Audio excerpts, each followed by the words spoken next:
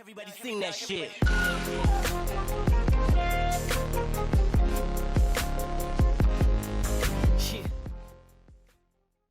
배울 텐데 좀 다양한 문화 중에 한 개를 소개해 줄게요.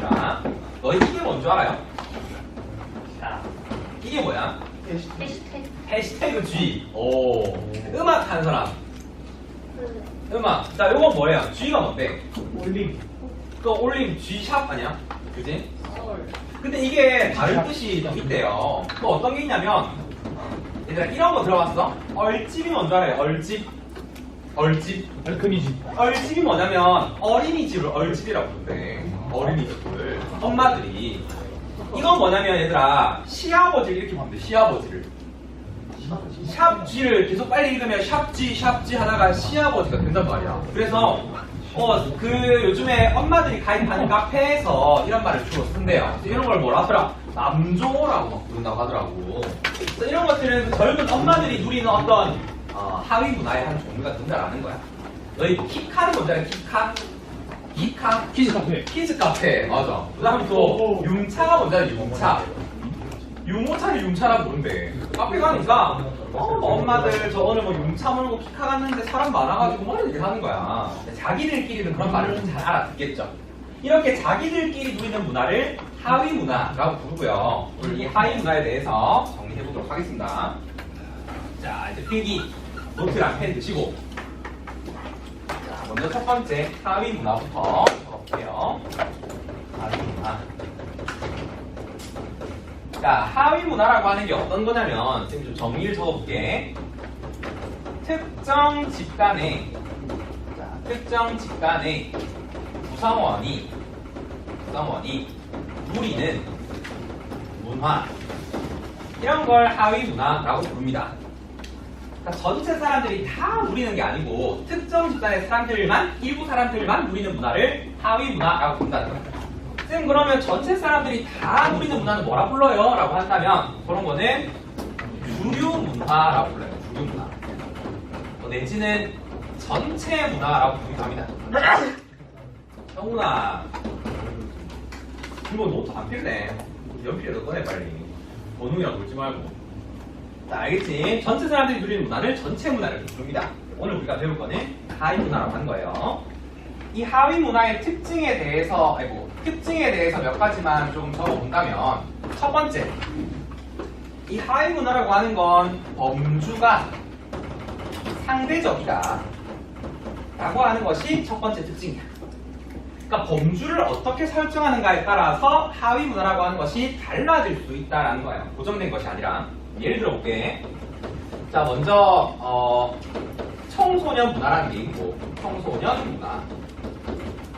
그 다음에 고등학생 문화라는 게 있다. 우리 8반 여기서 이 두 개를 비교한다면 어디가 전체 문화고 어디가 하위 문화일까요? 이 두 개를 구분한다면 청소년 문화가 전체 문화일 거고 고등학생 문화가 하위 문화가 되겠죠. 이렇게 묻는다면. 그렇지? 근데 만약에 이번에는 고등학생 문화랑 남자 고등학생 문화랑 이렇게 두 개를 묶었다. 그러면 이제는 좀 달라지겠죠. 고등학생 문화가 전체 문화가 되고 남고생 문화가 하위 문화가 되겠죠. 이런 식으로 어떻게 묶는가에 따라서 하위 문화의 범위는 달라진다라는 거예요. 범위는 달라진다. 고정된 것이 아니다. 이런 식으로 나오겠죠. 할 수 있겠지? 네. 어렵잖아요. 쌤이 이거 준비한 생각한 건데 남고생 문화는 뭐였어? 남고생 문화. 너희는 남녀 공학이라 잘 모르겠죠? 남고생 문화 뭐 있을까? 생각해보니까 쌤은 남고였거든. 근데 거기 보면 그냥 쉬는 시간마다 송 차고 종이 뭉쳐가지고 야구하고 빗자루로 치고 말뚝박기 하고 경찰과 도둑하고 뭐 이런 게 또 남고생 문화예요. 이런 것들은 하위 문화라고 볼 수 있겠죠. 자, 그 다음 두 번째 뭐가 있냐면 내가 만약에 하위 문화의 구성원이라면 이 특정 집단에 대한 소속감이라고 하는 것이 굉장히 높아질 겁니다. 내가 이 하위 문화에 소속돼 있다면. 그리고 나의 어떤 문화적인 욕구라고 하는 것을 충족시켜주는 기능도 수행하겠죠. 남몰래 간직해왔던 어떤 나의 욕구를 충족시키는데 기여하겠죠. 쌤의 예를 좀 들어볼게. 쌤의 비밀을 좀 얘기해주면, 쌤은 사실 있잖아, 혼자 애니메이션 보는 거 되게 좋아하거든요. 혼자. 근데 이런 걸 밝히면 되게 부끄럽잖아. 막, 오타쿠다, 막 십덕이다 돌릴 것 같아가지고 비밀로 한단 말이야. 그렇게 있었는데 쌤이 우리 학교에 처음 왔는데 내 뒷자리 앉은 쌤이 막 나루토 피규어를 막 학교에 세워놓고 그렇게 하는 거야. 전지현 쌤이. 그래가지고 이 사람은 나랑 정말 비슷한 사람이구나 라고 느끼면서 이 집단에 대한 소속감이 엄청 높아졌어요. 나랑 같은 사람이 존재하는구나 라고 하면서. 이게 하이문화의 기능인 거야. 그러면서 나의 어떤 숨겨왔던 욕구를 충족시켜주는 기능도 수행하기도 하고, 이게 바로 하이문화의 특징이 됩니다. 그 다음 세 번째 하면 이런 게 있습니다. 전체 문화. 우리가 처음 얘기했던 전체 문화의 역동성 내지는 다양성을 높여주는 데 기여한다라는 것도 특징이에요. 여기서 역동성이라든지 다양성이라는 표현을 좀 잘 봐두시고, 만약에 하위 문화가 없었다면 전체 문화는 바뀌지가 않고 그대로 계속 남아있을 거야. 변동이 안 되고 남아있을 텐데, 하위 문화가 등장함에 따라서 이 전체 문화가 바뀔 가능성이 생긴다는 거야. 전체 문화가 하위 문화가 될 수도 있고요. 하위 문화라고 하는 게 전체 문화를 대체할 수도 있다는 거야. 그 다음에 하위 문화가 점점 생겨남에 따라서 사람들의 어떤 욕구를 충족시켜주는 하위 문화가 다양해지겠죠. 이걸 뭐 시험에서 어떻게 되냐면 자원성이 높아진다 이렇게 표현하기도 합니다. 특징 세 가지 잘 기억해 주시고, 자, 지금부터는 이 하위 문화의 유형들에 대해서 몇 가지만 좀 정리할게요. 어떤 하위 문화가 있는지. 첫 번째는 지역 문화라는 게 있습니다. 지역 문화. 지역 문화가 뭐냐면 특정 지역의 사람들이 누리는 문화입니다. 그 지역에 나타나는 특징들, 그런 거 얘기하는 거죠. 특색들. 예를 들어서 우리 통영 지역의 문화 뭐가 있을까? 통영 지역에 사람들은 좀 어떤 것 같아요? 내가 느끼기로는 과격하다고? 쌤 생각도 약간 비슷한데 이 바다 주변에 사는 사람들이 약간 좀 그런 게 많은 것 같아요. 좀 무뚝뚝하고 드세고 물리를 하니까 그렇겠죠. 그런 게 뭐 지역 문화고, 이런 지역 문화를 요즘에는 그 도시 이름 앞에 슬로건처럼 붙이기도 합니다. 쌤은 부산 사람이니까 부산 앞에 뭘 붙이냐면 다이나믹 부산, 그렇죠. 역동적이라는 뜻이겠죠. 우리 통영 앞에 뭐 붙인지 알아? 무슨 통영이라고 불러요? 바다의 땅 통영이 부른단 말이야. 이게 뭐 지역 문화의 한 종류가 되겠죠. 너희 그 고추장 되게 유명하지, 어딘지 알아요? 고추장? 순창 앞에 뭐 붙는지 알아? 고추 순창 하면 좀 이상하다 이거. 해요? 순창 앞에 뭐가 붙냐면 좀 웃긴데 핫 순창, 그리고 핫 순창. 뭐 고추가 뭐 맵다 뭐 얘기하는 거겠죠. 그런 것들을 뭐 지역 문화의 한 종류로 보면 될 것 같습니다. 쌤이 또 한 개 얘기할게. 우리가 사투리 쓰는 것도 다 지역 문화의 한 종류예요. 쌤은 수업 시간에 사투리 많이 쓰는 거 같아? 네. 많이 쓰는 거 언제 썼어? 지금요? 지금 쓰는 게 사투리야? 네. 서울말 쓰지 않아요? 그럼 나도 서울말 쓰는데. 서울말 쓰는데. 그래. 이것도 사투리야? 그러니까 나는 이제 너희 부산대학교 발음해봐. 부산대학교. 부산대요. 그게 전부 다 사투리래. 우리는 전부 다 억양이게 부산대학교 이렇게 하는데, 근데 서울 사람들은 이거 읽으면 부산대학교 이렇게 읽어서 하더라고. 이게 서울말이래. 우리는 전체 못해. 우리는 못해. 너희 근데 우리의 장점 그런 거 있잖아. 이거는 우리 다 구분할 수 있다. 이게 이거. 이해 있음. 너희 이거 다 발음해봐. 자, 이거 뭐 어떻게 읽어요? 얘는. 그러니까 우리는 이게 다 가능하단 말이야. 근데 내가 서울 사람한테 물어봤어. 이거 뭐라고? 그러니까 이해 있음 이렇게 읽더라고. 우리의 장점이지, 사투리라고 하는 게. 그렇지 않아?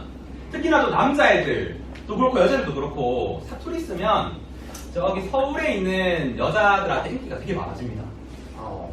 쌤이 저기 서울 간 친구들 해가지고 서울 사람들 좀 만났는데 사투리 쓰니까 그렇게 좋아하더라고.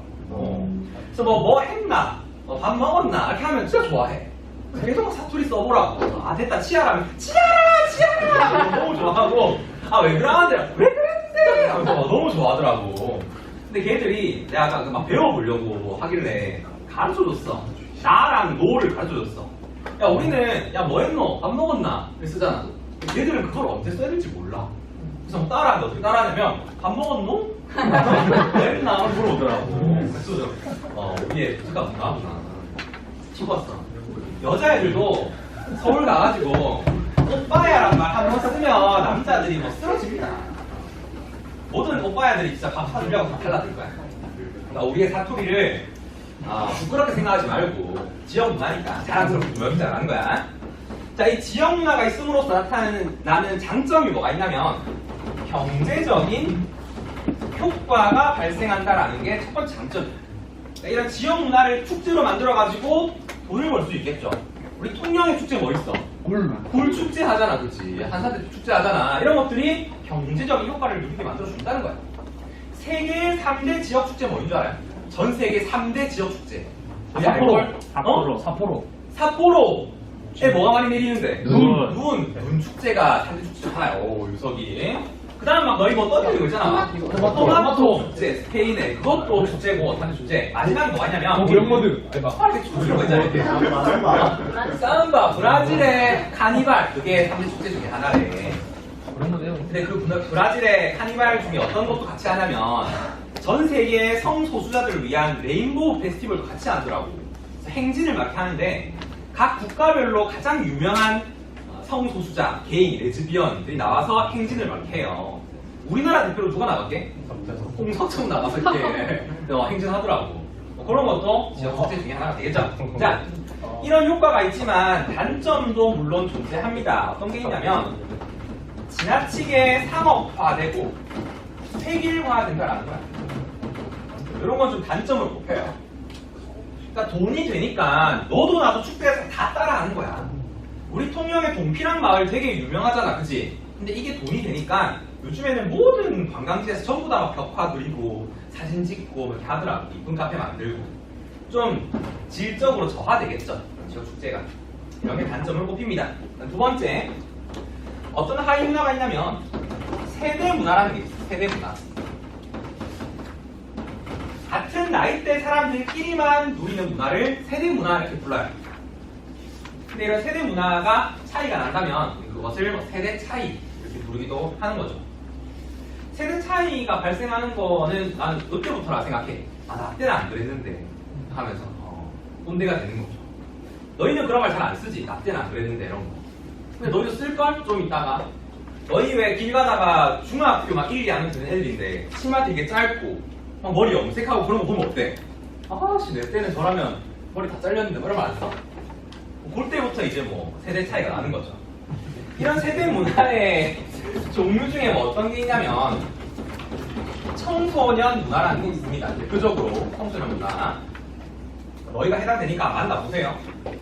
청소년 문화의 특징이 이런 게 있대. 현실이 아니고 미래지향적이래요. 미래지향적이다.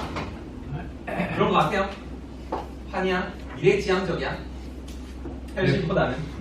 그 다음에 좀 사람들이 저항적이래요. 그러니까 약간 반항적이라는 거지. 타협하지 않고 항상 투쟁하고 이런 게 청소년 문화의 특징이래. 마지막으로 이런 거. 모방적이다라는 것도 청소년 문화의 특징이라고 합니다. 그러니까 친구들 하는 거 좀 잘 따라하고 유행에 민감하고 이런 게 청소년들의 특징이라는 거지. 쌤 때 얘기를 또 하나 하자면 쌤 때는 되게 유행이 뭐가 유행이냐면 머리를 구렛나루를 기르는 게 되게 유행이었어. 그래서 구렛나루가 길수록 약간 권력이 강한 그런 느낌이었거든. 너희 그 아는 형님에 보면 민경훈 나오잖아. 그 민경훈은 내가 아는 민경훈이 아니야. 쌤 때 민경훈은 버즈의 민경훈. 정말 잘생기고 모든 남자들의 우상이고 노래방에서 다 버즈 노래만 부르고 했었거든. 근데 그때 민경훈이 했던 머리가 딱 그거야. 샤기컷 해가지고 알아 이렇게 숨 많이 쳐가지고 더벅더벅하게 하는 그런 게 유행이었거든요. 그런 게 뭐 청소년 문화의 특징이 되겠죠. 다 따라한다 그런 거예요. 다음 세 번째, 나 혼자 이렇게 강의 찍는 거랑 별 다를 게 없는데 세 번째가 뭐냐면 반문화라는 게 있어. 반문화. 여기서 반자는 반대하다 할 때 반자거든요. 그거를 좀 잘 봐두시고, 반문화라고 하는 건 주류 문화에 바꿔서 저항하거나 대립하는 문화, 이런 문화를 반문화라고 불러요. 주류 문화에 저항하거나 대립하는 문화. 시험 문제를 풀다가 속에 나올 거야. 이 문화는 어쩌고 저쩌고 하다가 주류 문화에 저항한다, 대립한다 이런 표현이 나올 거라. 그러면 이거 반문화구나 라고 알고 문제를 풀면 돼요. 그렇지. 대표적으로 어떤 게 있냐면 히피 문화라는 게 있어. 히피 문화. 히피 문화가 뭐냐면 미국의 주류 문화에 반대했던 문화거든요. 그 당시에 미국에는 어떤 게 주류 문화였냐면 자본주의라고 하는 게 굉장히 주류 문화였어. 돈을 많이 벌고 이런 거. 근데 이 사람들은 그거에 대해서 저항한 사람들이죠. 그래서 뭔가를 소유한다는 것 자체를 굉장히 거부했어. 이 사람들은 집도 소유하지 않고 거리를 그냥 떠돌아다니고요. 옷 같은 것도 소유하지 않고 그냥 거리에서 주워가지고 넉마 같은 거 주워 입고 노래 부르고 이렇게 했던 게 히피구나. 사람들 히피족이었던 사람. 반문화의 한 종류긴 한데 이 사람들이 범죄도 많이 저지르고 마약 같은 것도 많이 하고 해서 비판받기도 했습니다. 자, 이런 세 가지 유형들 잘 알아두시고 지금부터 쌤이 얘기하는 거 잘 들어. 자, 쌤이 시험에 나오는 거 딱 세 가지만 얘기해 줄게요. 찬티. 쌤이 이때까지 나왔던 기출 문제들을 쭉 모아가지고 가장 기출했던 선지들을 좀 정리해 줄 텐데 첫 번째 이런 게 있습니다. 우리가 방금 배웠던 반문화라고 하는 것이 하위 문화랑 비교한다면 이거 두 개 포함 관계 어떻게 될까요? 포함 관계. 어디가 어디 안에 포함될까? 어디가 어디 안에? 모든 반문화가 이 하위 문화 안에 이렇게 포함이 되겠죠. 그래서 이 반문화는 하위 문화의 특징들을 다 지니고 있겠죠. 이게 특징이에요. 그래서 이런 표현이 가능해집니다. 반문화는 전체 문화의 다양성을 높이는 데 기여한다. 맞아, 틀려? 맞아요. 맞는 말이에요. 그 다음에 이 반문화는 특정 집단의 소속감을 높이는 데 기여한다. 이것도 맞는 말이다. 이렇게 가능해지는 거야. 그 다음 두 번째 어떤 게 있냐면 하위 문화도 전체 문화의 요소를 포함한다 라는 게 나와. 일단 적어주시고 하위 문화도 전체 문화의 요소를 포함한다. 왜 하위 문화가 전체 문화 요소를 포함하냐면 여기 생각해봐. 하위 문화 사람들도 어쨌든 간에 어디의 사람들이야? 어디 안에 있는 사람들? 전체 문화 안에 있는 사람들이란 말이야. 그래서 이렇게 좀 적어줄게요. 얘들도 전체 문화의 구성원이다. 이렇게 적어주세요. 어쨌든 하위 문화 사람들도 전체 문화의 구성원이기 때문에 전체 문화의 요소 중에 일부가 녹아 있을 수밖에 없다라는. 우리 왜 비공식 조직 배운 거 기억나? 얘들아? 그 비공식 조직 구성원들도 공식 조직의 구성원이다 말이지. 그런 거랑 비슷한 개념으로 보면 될 것 같아요. 자, 그럼 세 번째 어떤 게 있냐면 마지막인데 자, 우리가 배웠던 이 하위 문화들, 특정 집단 사람들끼리만 누리는 하위 문화들을 다 합한다면, 하위 문화들을 다 합한다면 전체 문화가 될 것이다. 이거 맞을까 틀릴까? 우리가 배웠던 이 하위 문화들을 다 합쳐서 뭉뚱그려 만든다면 전체 문화가 만들어질까? 가 안 된다라고 해야 돼. 알겠지? 왜냐하면 설명하는 게 많지만 하위 문화의 총합으로 설명할 수 없는 전체 문화만이 가지는 어떤 독특한 특징이 존재한다는 거예요. 이렇게 적을게요. 전체 문화의 특징이라고 하는 것이 존재하기 때문에 하위 문화로서는 설명할 수 없다라는 거죠. 우리 왜 사회 실제로 배운 거 기억납니까? 네. 거기서도 마찬가지로 개인들의 총합으로 설명할 수 없는 사회만의 어떤 거대한 힘이 존재했단 말이야. 그런 거랑 좀 비슷한 개념을 보시면 될 것 같아요. 선생님이 목표가 뭐냐면 그러니까 모든 수업에 강의를 쫙 찍어가지고 사회문화를 한번 완강하는 게 목표야. 그래서 혹시나 우리 동원고 3학년 중에서 재수해가지고 공부를 따로 한다든지 아니면 공무원 시험 준비하는 애들이 쌤 강의를 유튜브로 보고 도움이 됐으면 좋겠다 싶어가지고 계속 찍는 거거든. 시험 치기 전에 한 번씩 보시고 혹시나 학원가에서 이 강의를 보고 영입 제의가 온다면 쌤 쓰실 거예요. 쓰실 거예요. 사실 그게 목적이긴 한데 그래서 혹시나 스카우트 제의가 오면 너희의 아들, 딸들은 쌤의 강의를 보고 잘하지 않을까 그런 생각? 일타강사가 돼가지고 개소리 했네요. 자, 정리하시고 두 번째 볼게요. 두 번째 지금부터 커트해야 돼요. 짠! 자, 두 번째는 대중문화라는 게 있습니다. 대중문화. 대중문화가 뭐냐면 기니까 잘 적어. 대중매체라고 하는 것이 발달해가지고 이 대중매체의 발달로 인해서 사회 구성원 대다수가 누리는 문화, 요거를 대중문화라고 부릅니다. 기니까 잘 적으세요. 대중매체의 발달을 통해서 사회 구성원 대다수가 누리는 문화를 대중문화라고 불러요. 8번 대답해봐. 사회 구성원 대다수가 누리는 거니까 이건 주류문화일까요? 하위문화일까요? 주류문화라고 해야죠. 그렇죠. 기본적인 거 알아두시고, 자, 지금부터는 이 대중매체에 대해서 몇 가지만 얘기를 할 텐데, 대중매체 중에서 가장 처음에 등장한 게 어떤 거냐면 인쇄매체라고 하는 겁니다. 인쇄매체. 인쇄매체라고 하니까 뭐가 있겠어? 대표적으로 신문, 서적, 잡지 이런 게 들어가겠죠.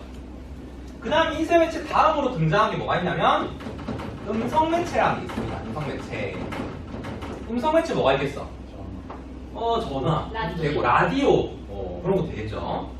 그 다음 세 번째로 등장한 게 영상매체라는 게 있습니다. 영상매체.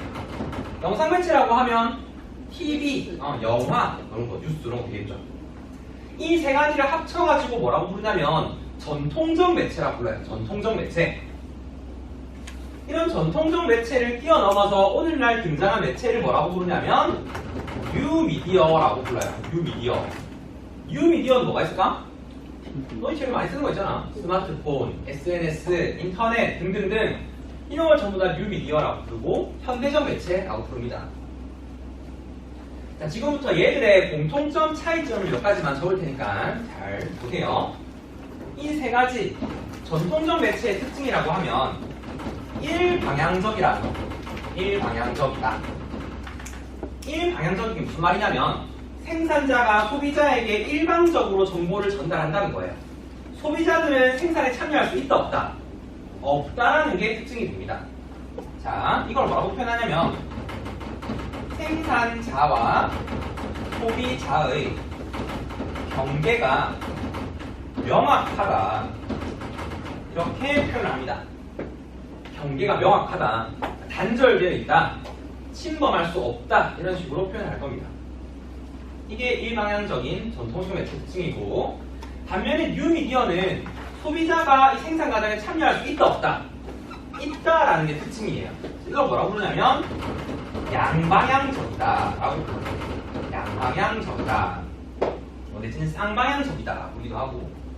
이렇게 소비자가 생산 과정에 참여하다 보니까 어떤 일들이 가능해지냐면 정보를 복제하거나 재가공하는 일이 용이해진다 라는 것이 특징입니다. 소비자가 이 받은 정보를 자기 나름대로 재구성하는 일이 가능해진다는 거죠.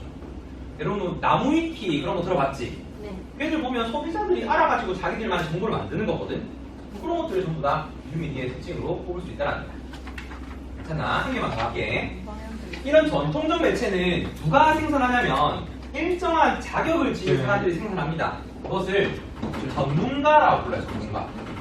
이런 전문가들이 정보를 생산하다 보니까 뉴스 기자라든지 앵커라든지 신문 기자라든지 이런 사람들이 생산하다 보니까 그 정보에 뭐가 높아질까?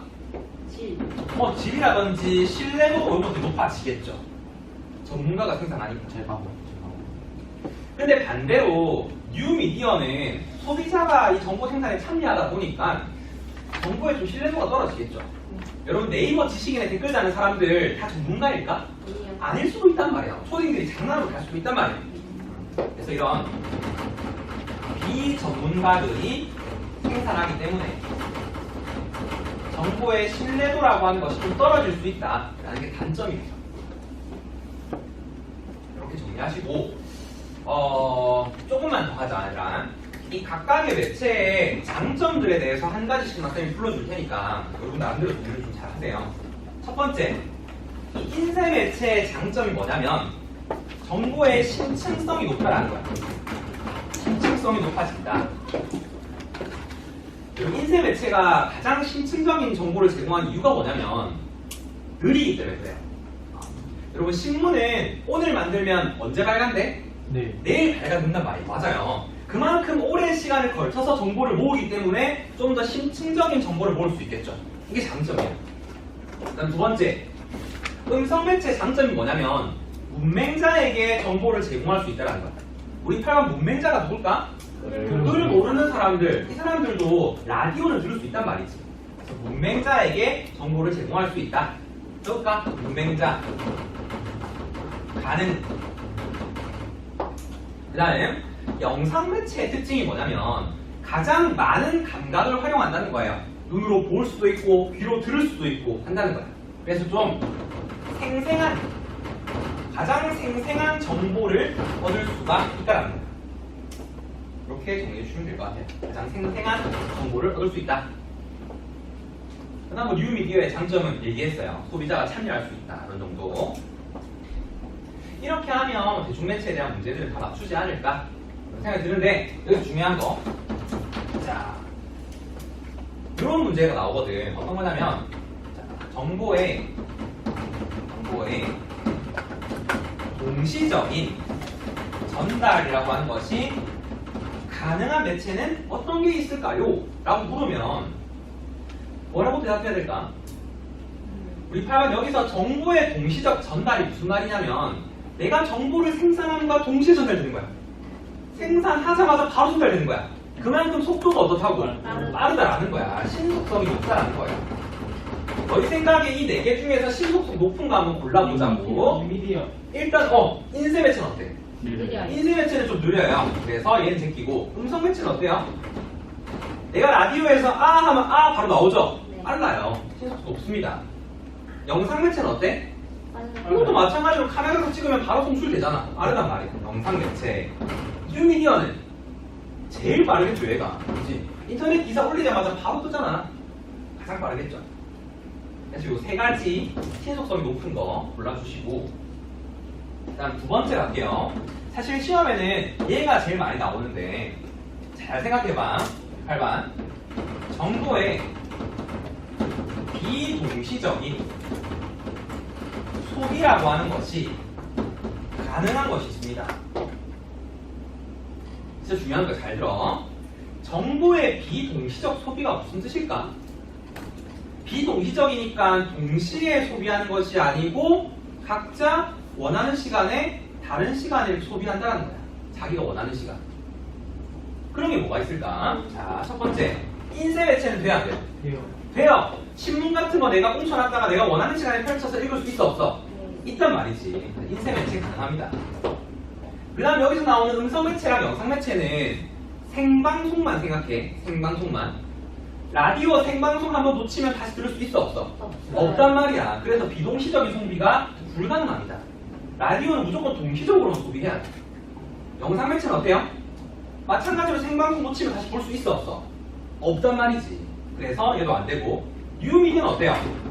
돼요. 돼요. 얘도 자기가 원하는 시간에 정보를 잘 찾아볼 수 있잖아. 원하는 시간에.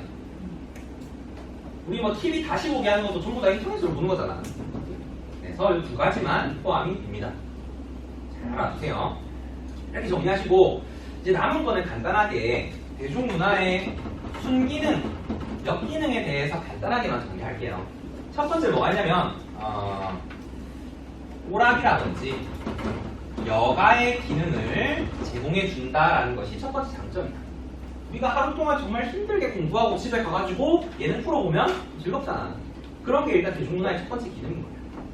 그 다음 두 번째, 얘들은 고급 문화라고 하는 것을 대중화시켰다 라는 것이 두 번째 순기능이다. 여러분 예전에는 문화라고 하는 건 굉장히 높은 상류층의 귀족들이 누리던 고급 문화였단 말이야. 근데 그런 것들을 대중매체가 보급하면서 대중들이 자유롭게 누릴 수 있게 된 거죠. 이런 걸 또 뭐라고 부르냐면 그래서 문화의 민주화다 이렇게 부르기도 합니다. 문화의 민주화다. 됐어. 그 다음 두 번째, 역기능도 물론 있겠죠. 대중문화가 나오면서 나타나는 역기능. 첫 번째 뭐가 있냐면 이런 게 있어. 일단 지나치게 상업화되고 획일화된다라는 거야. 문화라고 하는 것이. 그러니까 예를 들어서 이런 거죠. 드라마를 정말 잘 보고 있었다. 여주인공이 남자친구랑 막 싸웠어. 싸우다가 갑자기 야 잠깐만 있어봐. 나 물 좀 먹고. 물 되게 상주 고일 먹잖아요. 뭐 하는 거야? PPL 하는 거죠. 그다음 정말 중요한 순간에 자 합격자는 60초 뒤에 발표합니다 하면서 광고 튼단 말이야. 지나치게 돈을 추구한다는 거죠. 이렇게 돈을 추구하다 보면 문화의 어떤 질적인 그런 것들이 저하되겠죠. 이게 첫 번째 단점이고, 두 번째 대중문화라고 하는 것이 대중을 조작하는 수단으로 사용될 수 있다라는 것도 엮이는다. 쌤은 이게 가장 큰 문제점이라고 생각해요. 다시. 그러니까 국민들이 정치에 관심을 많이 가지는 걸 좋아할까? 안 가지는 걸 좋아할까? 안 가지는 걸 좋아하겠죠. 왜냐면 그렇게 해야만 자기들 원하는 대로 할 수 있으니까. 그래서 어떤 일들을 쓰냐면 정치인들 스캔들이 터졌다. 그 뒤에 바로 뭘 터뜨려요? 연예인들의 열애설을 터뜨린단 말이야. 이런 거를 정치인들이 이미 많이 가지고 있대요. 찌라시 같은 것들을. 이런 것도 공격 수단이고. 그 다음 너희 알고 있는 자극적인 거. 3S 정책을 통해서 국민들의 관심을 딴 데로 돌리려는 그런 것도 대중조작 수단이고요. 하나만 더 얘기하면 이런 게 있어. 게이트키핑 현상이라는 게 있습니다. 게이트키퍼가 뭐 하는 사람들이야? 8만. 게이트키퍼. 문을 지키는 사람은 문지기 맞아요. 이렇게 문지기가 있다 라고 했을 때 이게 언론기관인 거야. 이 언론기관이 문을 지키면서 수많은 정보가 들어올 텐데 이 정보들 중에서 자기들이 원하는 정보는 오케이 통과 시키고 자기들이 원하지 않는 정보는 돌아가 라고 하면서 언론에 내보내지 않는 거야. 은폐하는 거죠. 이런 걸 게이트키핑 현상이라고 부릅니다. 언론기관의 정보 조작, 대중 조작 수단인 거죠. 이런 게 역기능으로 꼽힙니다. Let it go, make my body go, make our bodies high.